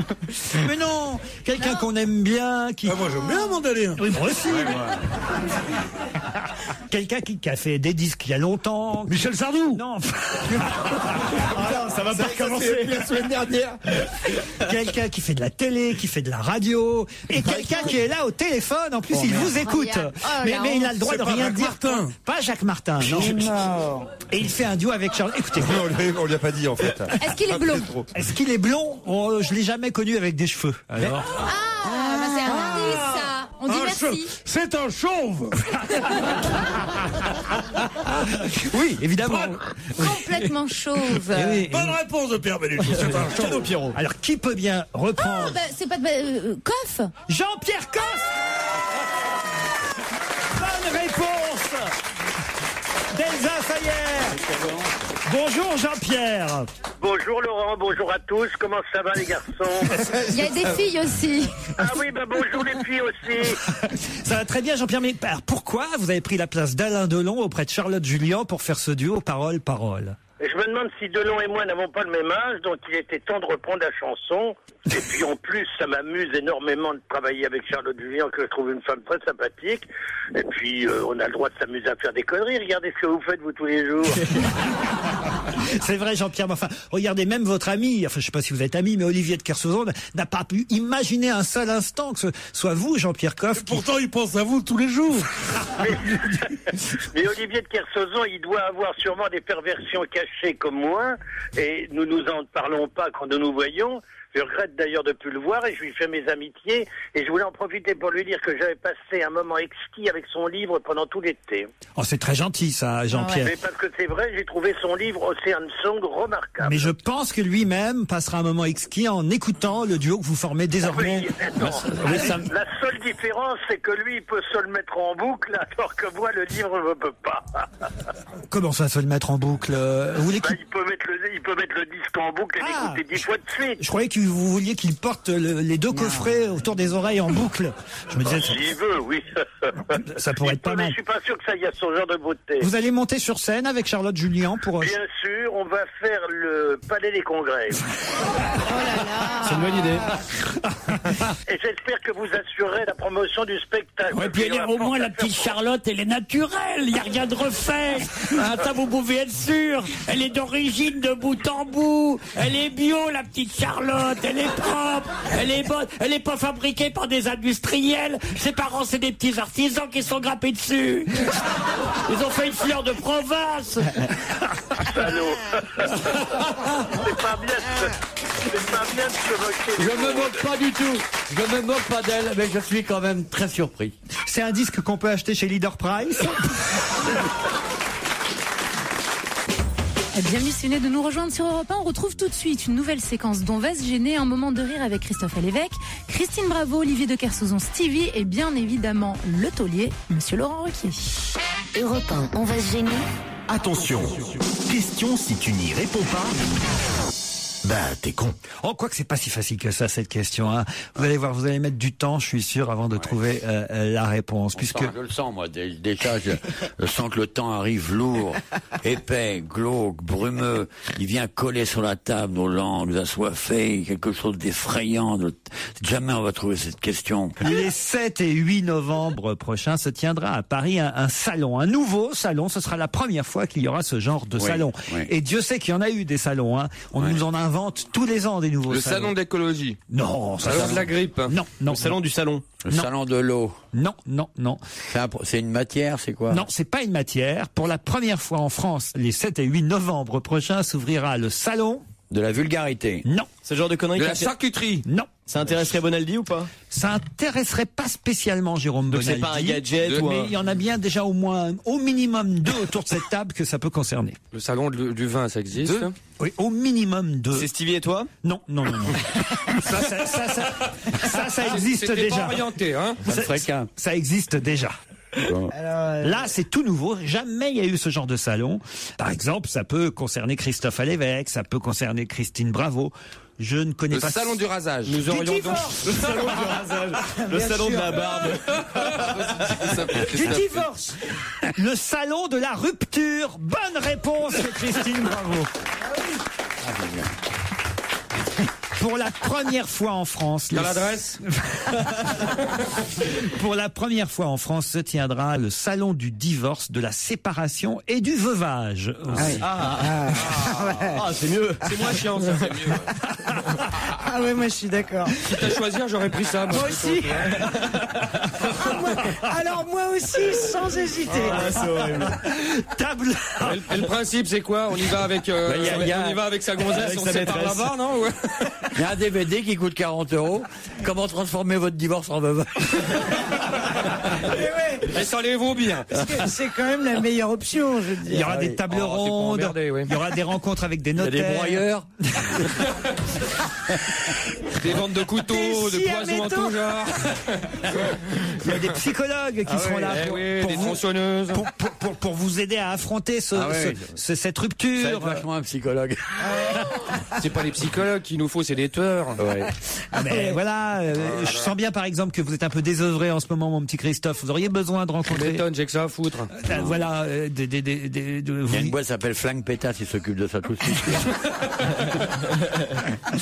Vous êtes con aussi, vous rompez et puis après vous remettez tout. Écoute, c'est pas un métier. Enfin, je veux dire, on n'est pas éduqué, c'est comme être père. Oh non, ça faut. Mais ça c'est de votre faute quand même. Ben oui. Vous n'aviez pas besoin de vous mettre à la colle avec l'autre merde là. Hein. Voilà, vraiment. C'est bien fait pour vous. Attends, mais c'est bien fait pour vous. T'avais qu'à réfléchir. Tu pensais qu'à ton bas-ventre comme une chienne en chaleur. Effectivement, tu te fais avoir après. Au moment il demande de l'argent maintenant pour partir. C'est connu, bah oui. Parce qu'il était là pour quoi, à ton avis? Que pour l'argent. Ah bah oui. Et encore, t'as rien payé de tout. Parce que même quand tu auras réussi à divorcer, même quand vous serez complètement séparés, c'est le cas. avec une nouvelle loi, il y aura ce qu'on appelle le retour d'obligeance de substantation de l'être jadis aimé. Laurent Ruquier sur Europe 1, le best-of. On va se gêner. Sur Europe 1 jusqu'à 18h, ce sont Laurent Ruquier et ses chroniqueurs qui vous amusent avec aujourd'hui le meilleur dont on va se gêner. Je vous emmène à Saint-Herblain, c'est en Loire-Atlantique. Et là-bas, certains élèves du lycée privé catholique de Saint-Herblain, donc dans la banlieue de Nantes, vont quand même avoir une petite surprise. Laquelle? Bah oui, parce que le maître est devenu maîtresse. Expliquez. L'année dernière, c'était un prof, et cet été, il s'est transformé, il s'est métamorphosé en femme. Enfin voilà, et puis aujourd'hui, les gamins, ils ont une maîtresse, alors que l'année dernière, ils avaient un maître. Pas un maître et maîtresse, professeur. Professeur de physique ou de maths. Ouais, c'est pas dans une école maternelle. Oui, Ce serait un peu plus traumatisant pour les enfants. Non, mais c'est un lycée privé catholique. C'est un lycée privé catholique à Saint-Herblain. Et Vincent est devenu Martine pendant l'été. Mais pourquoi il a choisi des prénoms aussi pourris? C'est le prénom qui a chié quand même. C'est la provocation, c'est plus le prénom qui me dérange. Martine, c'est fait exprès. Tu sens que c'est juste pour faire plus chier. crédible, sinon ils prennent tous Shaina. Appelle-toi Caroline. Martine, quoi. Mais non, mais c'est pour faire discret, justement. Il va pas C'est discret, Martine. Non, mais il va pas s'appeler Cindy, tu vois non plus. C'est un cheminement personnel qui s'est imposé. Ah oui, c'est pas collectif. Je rêve. Alors, on va voter à la main levée. Hein. Alors, qui change? Qui est pour que je devienne une femme? Bon alors, 3, 4. Mais non, mais c'est le directeur du lycée où travaille Martine qui a dit, voilà, aux parents d'élèves, il faut que vous compreniez, je dois vous informer de la situation avant la rentrée, voilà. Ouais. Le professeur de sciences physiques qui s'appelait Vincent jusqu'à juin dernier. s'appelle Martine. Elle s'appellera Martine à partir de jeudi prochain. Ouais. Ce changement d'identité est un cheminement personnel qui s'impose à nous et nous n'avons pas à nous positionner là-dessus, a dit le directeur. T'imagines le bordel dans l'équipe. Nous signalons également que le professeur de sport Ludovic est devenu Sylvie pendant les vacances. Ce qui compte, c'est le travail au quotidien et le professionnalisme. Exactement. Et moi, je suis d'accord. Voilà, ce qui compte, c'est le professionnalisme de ce professeur. Voilà. Bah, les profs de bio, il fait les expériences sur lui. Regardez, on se complète. C'est comme une grenouille. Passez, alors, le formol. Passez-moi le formol. On l'a fait l'année dernière, nous avons mis une grenouille dans du formol. Cette année, nous avons tenté une nouvelle expérience. Je vous cache pas que le diocèse, évidemment, est un peu embarrassé, a dit peut-être ça aurait été mieux de changer de lycée. Ça, c'est pas faux. Alors, je suis entièrement d'accord. Non, mais il faut avoir du respect parce que c'est sûrement une chose pas facile. Hein. Non, ça, c'est sûr. Surtout à faire tout ça. Ça doit faire mal aux couilles. C'est aux élèves qu'il faut penser, surtout qu'on a eu l'habitude de l'avoir les années précédentes. Que c'est Monsieur, madame, c'est ça qui va être gênant. Non, mais ça, c'est sûr, il va falloir que les élèves soient super compréhensifs, quoi. Ah ouais, mais je pense qu'ils vont pas se foutre de sa gueule en plus. C'est un lycée catholique, donc normalement. Oui, mais c'est les pires. Moi, j'étais dedans, moi, j'ai fait que ça. Ah ouais, on était terribles, mais on était pire que les lycées. Et je crois qu'il faisait appeler Martine aussi, d'ailleurs. Non, Thérèse, moi. Vous étiez dans un lycée catholique? Racontez, oui. Rien, il y a rien de spécial. Mais il y a des conneries aussi. Il faut pas croire que ce sont que des gentils petits garçons. Non, il y a des délinquants, il y a tout le monde, voire pire. Parce que c'est la délinquance que tu n'imagines pas, tu ne vois pas, parce qu'elles se font dans la masse. Tu penses qu'ils sont adorables, gentils. Mais on pense pas du tout. Très Moi, bien. je sais que c'est pire. Or, ils sont pires que les autres. Parce qu'ils sont au contraire tellement tenus en laisse et tellement cadrés que justement. C'est le patronat des gangsters en fait. Non, je rigole. Je sais pas pourquoi on s'occupe des banlieues et tout. Faut s'occuper en fait des lycées privés catholiques. C'est ça qui est dangereux. Non mais ça déconne. Olivier vient des lycées privés catholiques. Ah bah tiens, les lycées, c'était les collèges. Ah, vous, c'était les collèges. Ah bah moi j'avais la blouse. Attention, dès que Monsieur Léopoto, il passait. Si on n'avait pas la blouse, on avait 4 heures de colle nous. Hein. C'est une blouse, on devait obligatoirement porter une blouse à l'école. Et quand le professeur il arrivait, on devait être debout. Enfin, tout le monde. Non, il y a des écoles où ça se passe pas comme ça. Tu faisais exprès de faire des bêtises pour te prendre des petits coups de règle comme ça. Non, mais moi mon problème c'est que j'étais effronté. On me disait toujours t'es effronté. Mais l'autre elle me dit tu me réponds, je lui réponds arrête de répondre. Tu vois, et à chaque fois c'était 4 heures de colle. Tu devrais faire un bouquin là-dessus.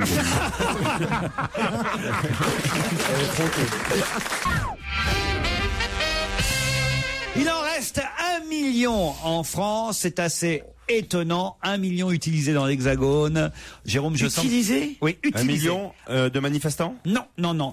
Et c'est assez surprenant. C'est Libération qui consacre 2 pages entières aujourd'hui à ce phénomène.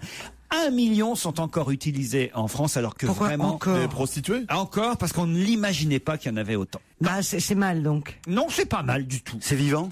Ce n'est pas vivant. Ah, c'est des métiers? Des toilettes sur les pas de porte? Non, pas du tout. Des Vespasiennes? Pas du tout. Et je suis sûr que Jérôme Bonali, lui, il l'utilise encore. C'est le genre. Un bec de gaz? Un blaireau. Mais non, pas un blaireau. Un moteur Stirling? Un quoi? Un moteur Stirling? C'est quoi? C'est un moteur à combustion externe. Et tu utilises ça encore, toi? Ouais, en cogénération. Un truc qu'il utilise encore, c'est Manuel? C'est Manuel. Un slip kangourou? Non. En tout cas, Pierre Bénichou s'en sert encore, ça c'est couteau l'économe. Un pyjaveste. Un pyjama. Mais non, pas un pyjaveste. Un quoi? Un pyjaveste? Pierre, il a ça. On en a nous aussi ou il y a que Jérôme qui en a? Non, mais je pense que vous en avez eu. C'est pour se raser. Est-ce que toi tu t'en sers? Non, bah non, quand même, il y a bien longtemps. Je sais même pas si j'en ai eu un. Oui, au tout début, j'ai dû en avoir. Au tout début de quoi? Bah quand c'est sorti, quand ça a existé. Un yo-yo? Ça date de quand? Pas un yo-yo. Il y aurait 1 million de Minitel. Un Minitel. Bonne réponse de Fabrice Eboué. 1 million, il en reste 3615, code indestructible. C'est le titre de Libé aujourd'hui. Minitel Rose annuaire, malgré Internet. Eh bien, 1 million de petites boîtes marron qui sont encore utilisées en France. 1 million de Minitel dans l'Hexagone. Bah oui, on s'en sert pour les pages jaunes, le célèbre annuaire 3611, qui comptabilise encore 12 millions de connexions par an quand même. Mais c'est payant. Et il y en a, ils doivent être là, tu sais, t'as vu mon ordinateur, Mais non, ils moi, pensent qu'ils ont un ordinateur, je suis sûr. Moi, je m'en sers. Effectivement, il a raison, je m'en sers. Il y a pas mal d'utilités. La première, par exemple, tu peux le faire sur l'ordinateur. Il y a une émulation e-internet qui existe. Et voilà. Exactement. Vous avez raison de le dire. La moitié des connexions se fait à partir d'Internet. C'est-à-dire que c'est assez curieux. Les gens vont sur Internet pour utiliser le Minitel. C'est-à-dire qu'ils font e-Minitel. Vous savez pourquoi? Parce que dans ce monde où il y a des caméras partout, des flics partout, des renseignements généraux partout, quand on est sur Internet, on est fliqué. Alors c'est le cas, évidemment, fonctionne encore formidablement bien. C'est le service 3615 ULA. Ça marche encore, ça. Qui continue à faire fantasmer. Là, c'est pour baiser des hommes, des femmes de 80 ans maintenant, c'est pas possible. Ils ont plus de 50 ans, les utilisateurs du Minitel. Et alors, pourquoi ça fait fantasmer plus qu'Internet? Parce que, en fait, Internet n'a pas le côté sulfureux du Minitel. Mais c'est très lent. Tu sais, te rappelles quand ça arrive ligne par ligne. Et surtout, le Minitel ne permet pas, vous avez raison de le dire, Jérôme, d'identifier les utilisateurs. Mais le télégraphe non plus à ce moment-là. Je veux dire, on peut aussi reprendre tous les trucs totalement vieillots. Vous pouvez le jeter du 4e étage, il reste en parfait état. Là, quand même, non, je crois pas, quand même. Ah c'est ce qu'ils disent dans l'article. Ils n'ont pas testé vraiment, alors. C'est le génie français à l'état pur, dit un journaliste d'une radio concurrente qui s'appelle Bernard Poirette, qui dit utiliser encore. RTL, d'ailleurs, on peut le dire, à RTL, ils utilisent encore le Minitel. Ça nous surprend qu'à moitié, mais voyez. Il le dit dans l'IB aujourd'hui. Le Minitel est très rentable. Ses services ont rapporté près d'1 million d'euros l'an dernier à la société AGL, qui édite la majorité des services encore disponibles sur le Minitel. Ça paraît dingue. Mais je comprends que ça, parce que très souvent également, je vous rappelle qu'il y a des bugs sur les fournisseurs d'accès Internet. C'est bien connu. C'est nul l'ordinateur à côté du Minitel. Il y a des fois où ça foire. Attends, il y a Huguette. Elle témoigne, Huguette. Qu'est-ce qu'elle dit? Elle dit, j'utilise mon Minitel pour faire des opérations sur mon compte. C'est très pratique, surtout quand le site de la banque ne fonctionne pas et on se sent davantage en sécurité. Voilà. Il y a d'autres prénoms qu'on voit un peu la génération Huguette. Enfin. Il y a Guy, vous me demandiez le nom des utilisateurs. Guy, lui, qui est spécialiste du Minitel chez France Télécom. C'est un pseudo. Il dit le Minitel résiste à l'eau, ce qui est bien pratique pour les fleuristes et les garagistes qui peuvent l'utiliser les doigts pleins de graisse. Les fleuristes surtout ont les doigts pleins de graisse. Pardon, mais il colle le bouquet dans l'oignon. C'est sûr qu'il faut de la graisse. L'oignon de tulipe, c'est ça que je voulais dire. Je vous demande, mon cher Olivier, de vous excuser auprès de mes amis fleuristes. Et on a beaucoup. 3615, code indestructible. Non, c'est un bon titre. Et c'est vrai que l'invasion du web connaît des résistants comme ceux qui ont encore, effectivement. Et il faut toujours une sortie de secours. Un jour, ça marchera pas, quoi. Tout le réseau Internet va s'écrouler. Ça arrive quelquefois. Vive les bons vieux systèmes. Moi, j'ai toujours un but à gaz au cas où. Tu peux trouver des infos sur un but à gaz. T'as une hache pour fendre ton bois aussi. T'as des silex, on sait jamais. On va se gêner sur Europe 1. Le best-of. Laurent Ruquier et toute sa bande.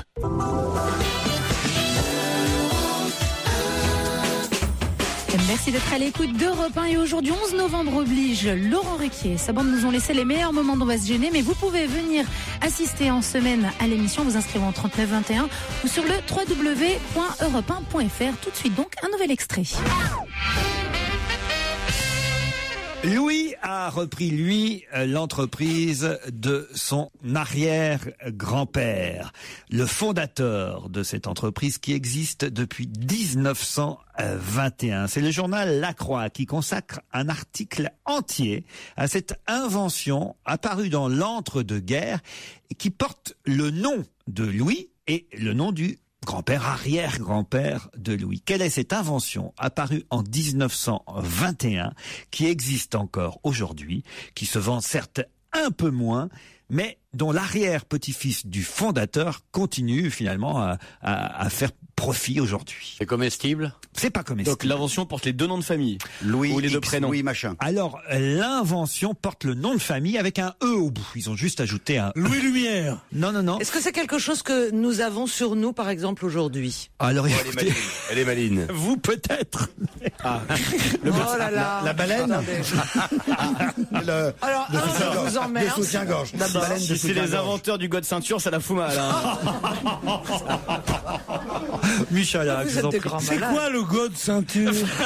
Tu veux pas savoir. Crois-moi, tu veux pas savoir. C'est quoi le god ceinture? En tout cas, comme frigo ou frigidaire, comme scotch ou comme klaxon. C'est devenu un mot générique. C'est une marque qui est devenue exactement un nom générique, un nom commun.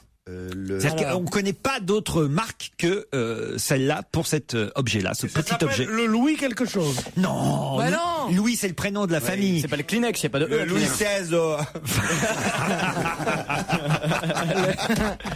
Ça se vend au rayon détergent, produits pharmaceutiques, hygiène. Je sais pas où ça se vend, pour vous Quoi, dire, j'en ai serviette personnellement hygiénique, jamais Dans acheté. les pharmacies? Moi, il y en avait dans l'atelier de mon papa quand j'étais gamin. Ah, la pâte Arma. Des La pâte clous, Arma. Pardon? Des clous, La pâte Arma. Mais vous êtes conne. Dans l'atelier.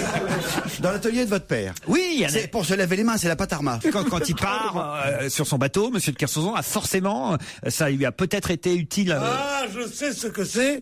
C'est un truc pour les lèvres pour empêcher le gercer. C'est la pommade Rosa. Monsieur M. Rosa. Et tu vois son père dans l'atelier en train de se mettre de la pommade.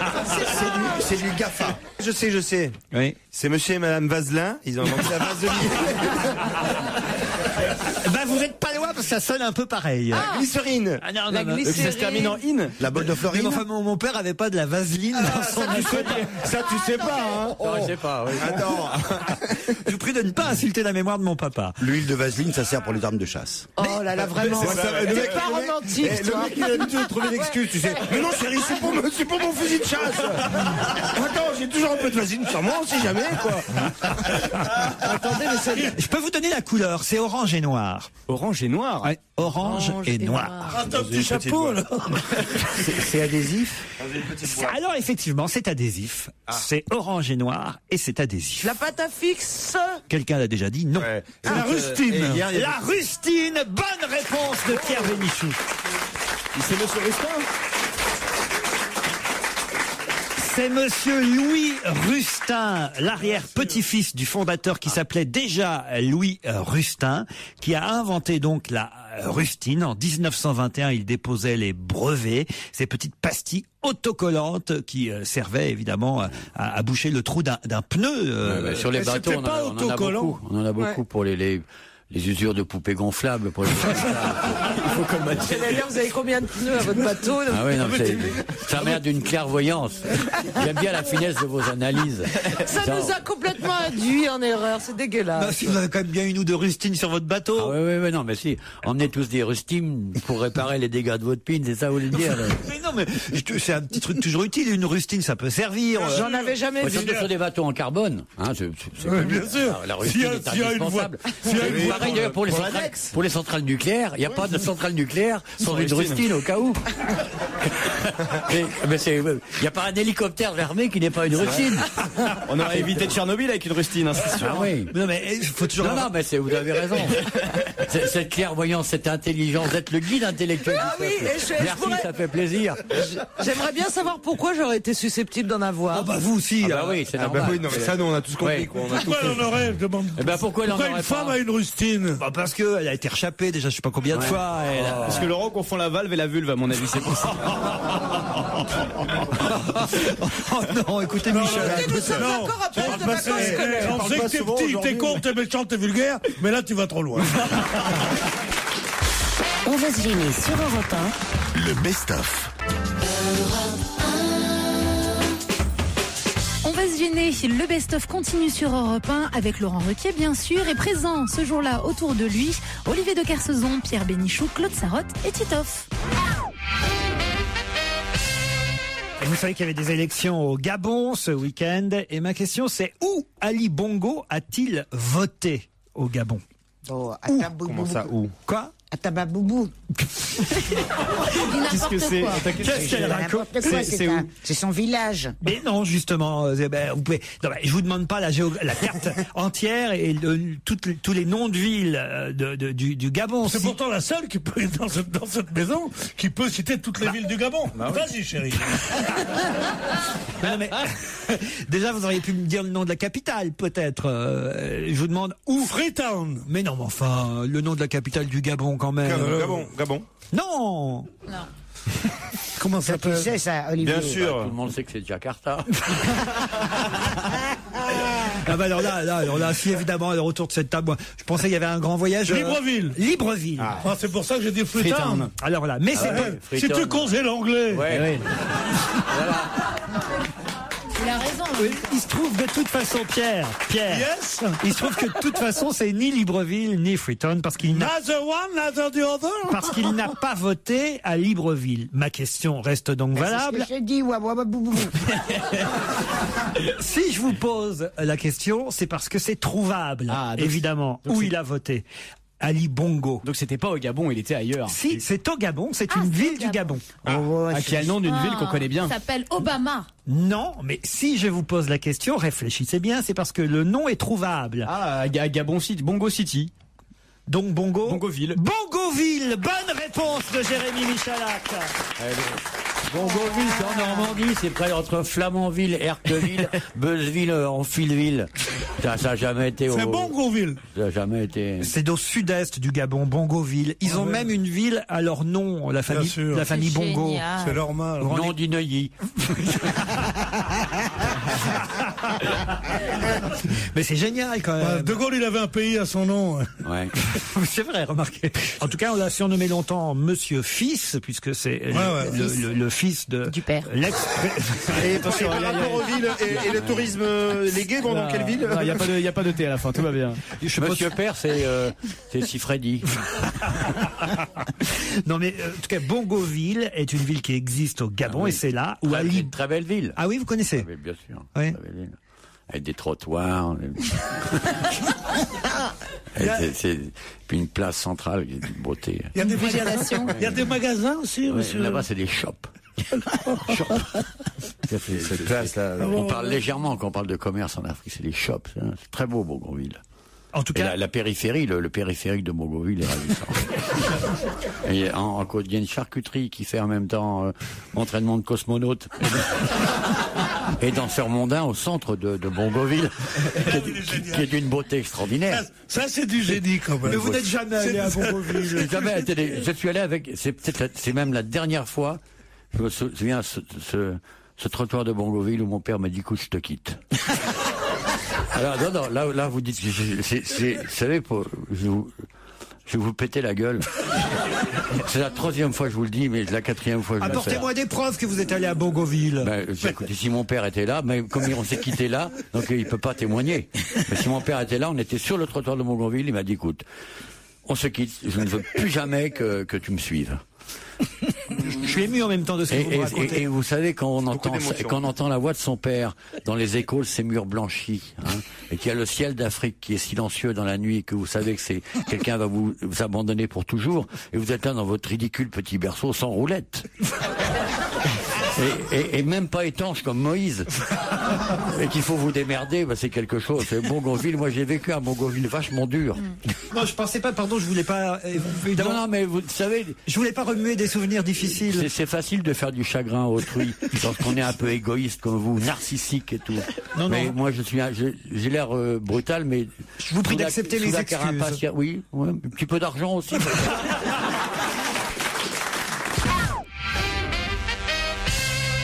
Justement, il y a un auditeur qui dit tiens, est-ce qu'on peut pas profiter de la présence désormais parmi vous de Jean-Pierre Coff pour en savoir un peu plus sur l'anecdote qu'avait raconté Jean-Yann, anecdote rediffusée pendant les émissions estivales, et on entendait le regretté Jean-Yann revenir sur l'histoire de Jean-Pierre Coff et Jean Carmé qui s'étaient retrouvés propriétaires d'une maison close. C'est vrai que Jean-Yann nous avait raconté ça. C'est vrai ou pas? Oui. C'est vrai. Racontez, alors c'est quoi cette histoire? On terminait un week-end viniviticole en Pays de Loire et on avait été dîner pour fêter ça chez Barrier à Tours. Il me dit, ben écoute, je t'emmène à la Nuée Bleue. Alors, moi, la Nuée Bleue, c'est quoi? C'était un claque. Formidable. On rentre dans cette maison, et là, le patron vient vers nous et dit, vous inquiétez pas, monsieur, le train de Montpellier arrive à 1h13. Et Carmet sort son chèque de sa poche, et dit, arrête de nous faire, il n'y a pas de train de Montpellier à 1h13. Donc, t'as pas de fille. Le type dit non. Alors, on prend une première bouteille de champagne, et il met le bouchon dans sa poche. Je comprenais pas pourquoi, je vous dis pourquoi. Bon. Et à la fin de l'histoire, on s'en va, il était 5h30, on était vraiment très très touchés. Et le patron nous sort l'addition, et Jean lui dit non, on n'en a bu qu'une de bouteille de Krug. Les autres, c'était de la merde. Et il lui montre les bouchons. Le type essayait de nous faire à 5h du matin le coup foireux du bouchon où il amène une bouteille de grand champagne et puis après il nous fout du mousseux pour ramener le tapis. Alors le type se met à se plaindre, il dit mais ça marche pas, il n'y a pas de fille, comment ça se fait? Et le type dit il faut que je vende. Mais il dit on va vous acheter. C'est dingue. Et on signe un compromis où on achetait cette maison close et bon, le lendemain matin, on rentre, et puis 2 jours après, la femme de Jean m'appelle et me dit, qu'est-ce que c'est que cette maison? Vous avez rendez-vous chez le notaire, vous avez acheté un truc qui s'appelle la Nuée Bleue, c'est quoi? Je dis, attends, je sais plus rien. Oh, putain. Alors, d'abord, il fallait commencer à expliquer qu'on avait été dans un clandé, d'abord pour commencer. Ce qui est pas si facile que ça. Mais heureusement, il n'y avait pas de fille, donc il n'y avait pas de traces. Et puis, il fallait qu'on se démerde de vendre ce truc-là. On n'avait aucune raison de garder, d'exploiter un Donc, ce qu'avait raconté Jean-Yann, c'est vrai. Vous avez. Ah, bah, évidemment. Mais vous l'avez exploité? Vous l'avez exploité? Ah, ben, jamais. On s'est débrouillé pour annuler le compromis. Vous n'avez pas vraiment acheté. Non. Vous aviez juste signé le compromis et d'achat. Avec Yann, on voulait se présenter à la mairie de Paris pour en faire un claque ouvert et gratuit à tous les habitants de la ville. Ah oui. Et finalement, monsieur Delanoë a gagné avec un autre programme.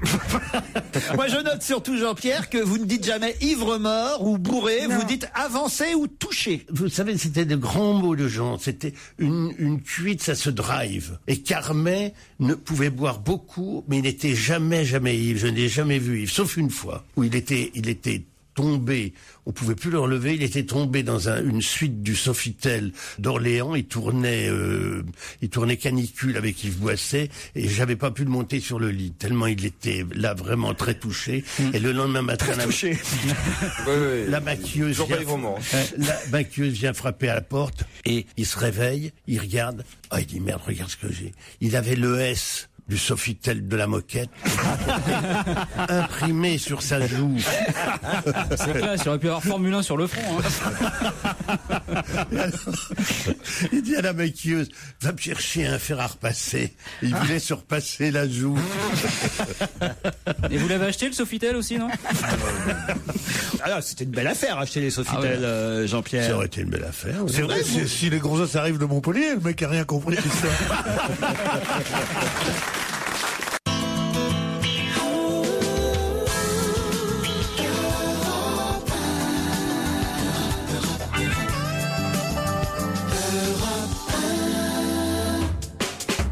Bonne fin d'après-midi à tous. Sur Europe 1 jusqu'à 18h, redécouvrez les meilleurs moments d'On va se gêner. Laurent Ruquier, ses chroniqueurs. Et dans ce nouvel extrait, une Christine Bravo en forme. Il y a une chaîne de télévision qui s'appelle Planète No Limites. Et le soir, vous avez un documentaire qui s'appelle Le Ranch du lapin coquin. Ah oui. Le Ranch du lapin coquin. Ouais, regardez. C'est ça que tu regardes? C'est à mourir de rire. Mais c'est quoi? C'est une sorte de télé-réalité avec il y a 7 ou 8 putes et t'as les clients qui viennent et qui demandent des spécialités. Elles arrivent, tu les suis dans les chambres et tu les vois baiser. Ah bon? Mais sur quelle chaîne ça? Sur Planète No Limites. Non, tu ne vois pas baiser, mais tu vois C'est une télé-réalité. Regarde, il note. Planète C'est quoi, c'est une télé-réalité? Non, c'est Mais moi je croyais que les chaînes Planète c'était des trucs super sérieux, No Limits, le documentaire et tout ça. C'est un documentaire. No Limits, hardcore. Ah, c'est super. Et c'est comme No la Starac, il y a le jury et tout après. Si vous voulez la baiser, faites la une.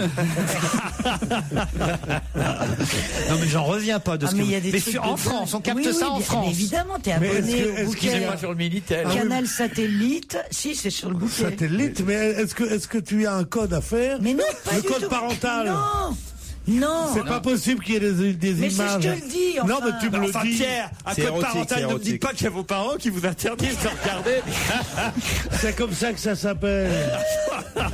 Je vois Pierre en train de taper son code parental. Les images, en train de dire, c'est 1, 2, 3, 4 ou c'est 8, 8, 8, 8? Les images de cette chaîne pouvant être nocives pour les enfants, veuillez taper votre code parental. Mais là, c'est pas des pornos. C'est érotique. C'est sérieux, c'est un documentaire. Non, c'est pas sérieux du tout. Alors tu ne vois pas les gens baiser comme tu dis. Mais si, tu les vois. Ils mettent juste un petit flou. Ils floutent juste les parties sexuelles. Moi j'ai toujours cru que c'était comme ça en fait. Avec des petits carrés. C'est pour ça que j'ai eu des surprises alors. Mais ils donnent des conseils, tu vois. Il y avait une émission l'autre soir, c'était on va vous dire j'ai abonné. Tout ce que mais non, c'est dans le bouquet Satellite. Il y a plusieurs chaînes qui regardent ça tous les soirs. Non, mais je regarde de temps en temps, c'est marrant. C'est le seul bouquet qu'elle reçoit. C'est vrai. Et ils donnent des conseils. Alors l'autre fois, c'était voilà, on va vous dire tout ce que vous pouvez vous mettre dans le derrière, mais que vous pouvez ressortir facilement. Oh, enfin écoutez, oh non, enfin. Je te jure. Alors ils mettaient, par exemple, faites attention à la boule de billard parce que vous aurez du mal à la ressortir. Boule de billard, oui. Ouais, surtout la 8. Faut la mettre en dernier. Quoi d'autre comme objet alors? Alors, ils te font la liste de tous les objets et ils te disent allez voir notre site internet et t'as tout ce que vous pouvez vous mettre dans le site.com, bah évidemment, tu vas voir. C'est complètement cinglé. C'est comme dans les aéroports, il y a les objets barrés de ce qui est interdit. Voilà. Et ils te disent ça vous pouvez le mettre, vous le sortirez, ça vous pourrez pas le mettre, vous irez à l'hôpital. Donc faites attention. Il y a des émissions comme ça. Je suis pour l'exactitude. Est-ce que tu es sûr que c'est tout ce que vous pouvez vous mettre dans le cul.com? Ouais, mais c'est écrit comme ça. Oui, en anglais. 3615 pour vous. C'est en anglais, si tu veux. All that you can put it in .com. Et t'as des émissions comme ça qui sont complètement surréalistes. Vous allez vraiment, c'est trop compliqué, vous allez rester sans savoir. Mais il vaut mieux que tu essayes par toi-même que tu fasses ton expérience toi-même. C'est comme les enfants, à un moment donné, il faut un peu se brûler. Quoi. Non, mais le contrôle parental, par exemple, moi, j'appelle ma fille en disant viens voir vite tout ce que tu peux. Voilà. Te mettre dans le cul. Non. Oh, la belle famille. Elle est propre, la famille. Ma fille, elle dit à ses copains, ma mère est dingue, elle m'a appelé. Ah, ça y est, elle s'en est rendu compte. Mais parce que c'est surréaliste. Mais tu la connais, Florian, cette chaîne. C'est je suis pas sûr, quand on manque de rangement, c'est pratique. Hein.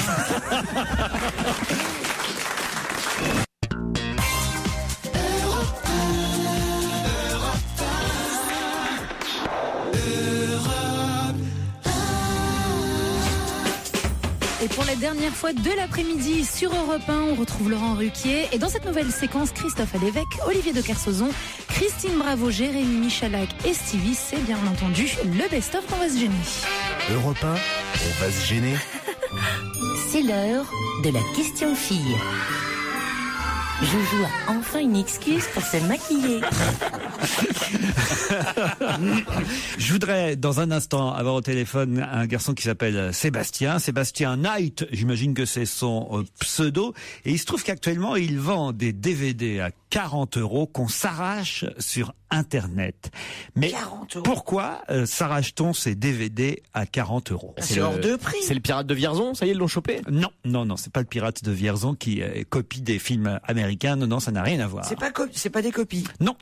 Il a ouvert un blog qui a eu un tel succès qu'il en a fait un DVD. Un DVD de quoi? Night, comme la nuit, son nom de famille? Night comme la nuit. C'est pas un DVD qui décrit justement les scènes comme on a vu hier soir pour la première fois sur France 2? C'est-à-dire? Eh ben, pour les aveugles, on leur décrit le paysage, etc. d'un DVD qui serait accessible pour eux. Un DVD pour aveugles, oui, c'est intéressant. Une cassette audio suffirait. Faut être aveugle et con en même temps. Tu peux être aveugle et être avec quelqu'un qui voit très bien. Ah oui. Ouais. Et alors, ouais. Bah alors vous achetez un DVD normal alors si vous êtes avec quelqu'un qui voit très bien. Autant pour moi c'est ridicule. Ok. Bon. Alors. C'est un DVD drôle. Un DVD. Est-ce que c'est rigolo? Ce sont des images marrantes? Non, c'est pas spécialement drôle, mais ça peut. Vous, par exemple, ça pourrait vous aider. Vous pourriez. Pour perdre du poids. Non. C'est pour moi qui l'ai dit. Hein. Non. Il se met en scène dedans, lui? Non, il l'a pas dit. Même moi, je l'ai pas pensé. C'est pour dire. Non, vachement maigri.